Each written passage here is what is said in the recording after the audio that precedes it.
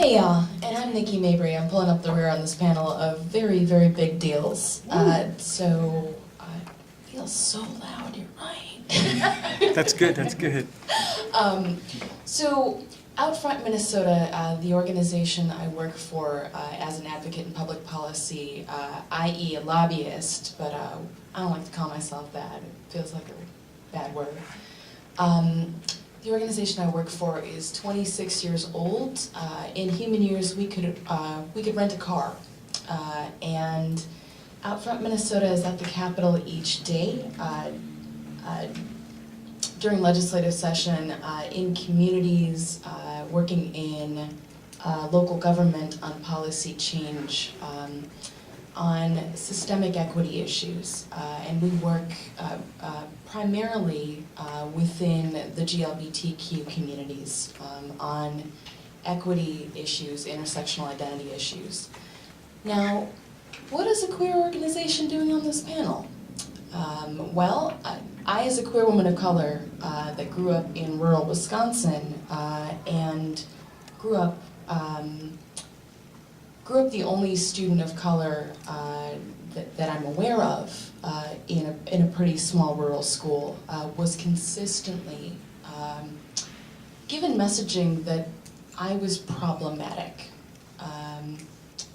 As a student with ADHD, as a student that had multiple intersecting identities, and also grew up in comparison in some pretty serious rural poverty.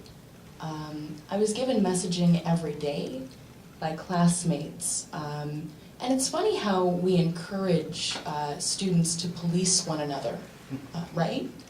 And so I was given messages by other classmates that I simply wasn't the right kind of girl. I simply wasn't, I was given messages by teachers like, Nicky's really bright, but she's super spacey. And so,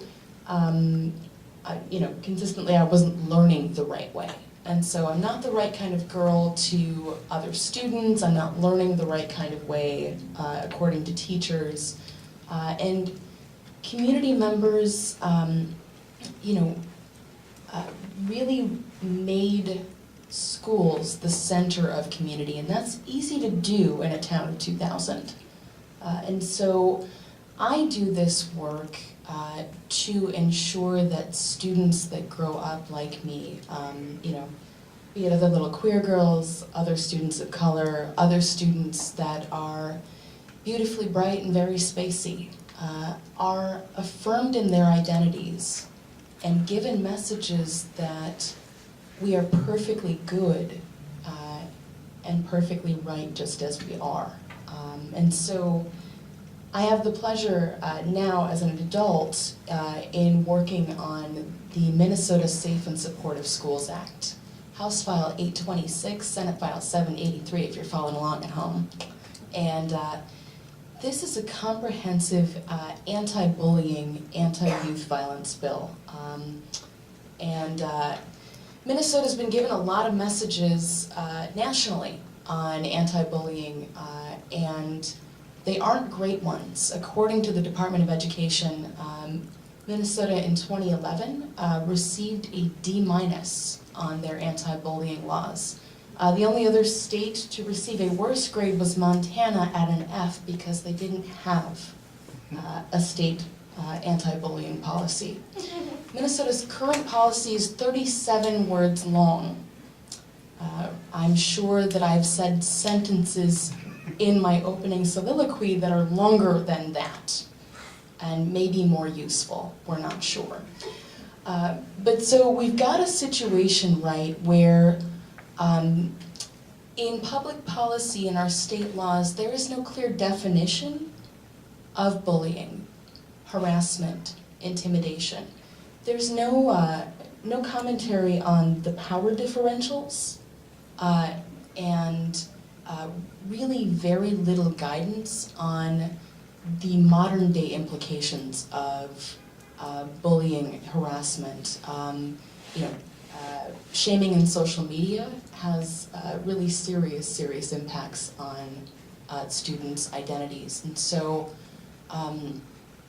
we're sitting in a situation where in drafting the legislation, you know, I had the opportunity to work with national partners, and because Minnesota is a state that is pretty late to adopt state policy, I had the opportunity to learn from many other advocates nationally on what works in anti-violence and anti-bullying policy and what doesn't. And so we learned from our friends in Jersey and North Dakota that zero tolerance policies in state legislation do not work. They don't affirm student identities, they contribute to student pushout, and it's worth noting that you know, African American students, students of color, are absolutely disproportionately pushed out, disproportionately handed problematic disciplinary programs and policies that have deep impact on their lives. Queer students are also pushed out of classrooms. Students that are gender non-conforming, there's a lot of gender policing, a lot in schools. And so for me, the intersection of identities as an Afro-Latina, as a queer woman of color, as a student that was given a lot of messaging about who I'm supposed to be and how I'm supposed to move through the world, that really influences a lot of how I look at public policy and the lens that our coalition, the Safe Schools for All Coalition, founded in 2009, also looks at our work. We are an intersectional coalition. We now are about 95 organizations strong. We have youth organizations, GLBTQ, people of color, faith organizations, education organizations, helping professionals, the doctors, the nurses.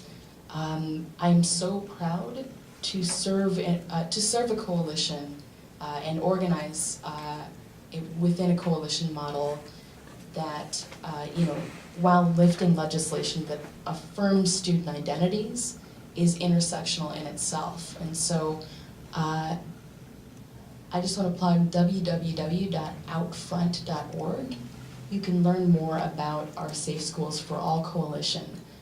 But a way that I would love folks to get involved is coming to check out one of our coalition meetings and looking at the organizations that you're all involved with, and seeing if you know, Safe and Supportive's, the Safe and Supportive Schools Act is a piece of policy that you'd like to get involved with as citizen lobbyists. One of my great joys is training grassroots leaders to lobby and hold influence in public policy at the Capitol. I've trained some of you in this room, and I am so proud of your work. And we're going to need a lot more of you if we are going to send a message to the legislature that kind of operates in a frame of scarcity sometimes, right? Like, there simply aren't enough resources. And so, how do we prioritize school safety? I'm good at this. So how do we prioritize student safety and identity affirmation as an investment in public policy if that means that we don't fund X, Y, Z?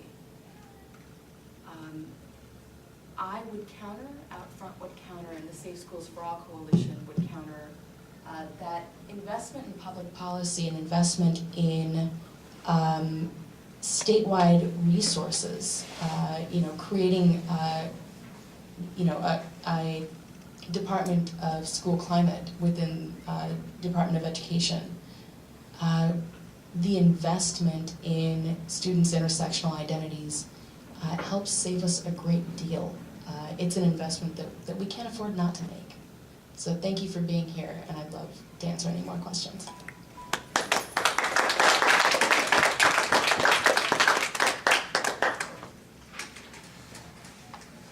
First I'd like to say let's give a round of applause for all of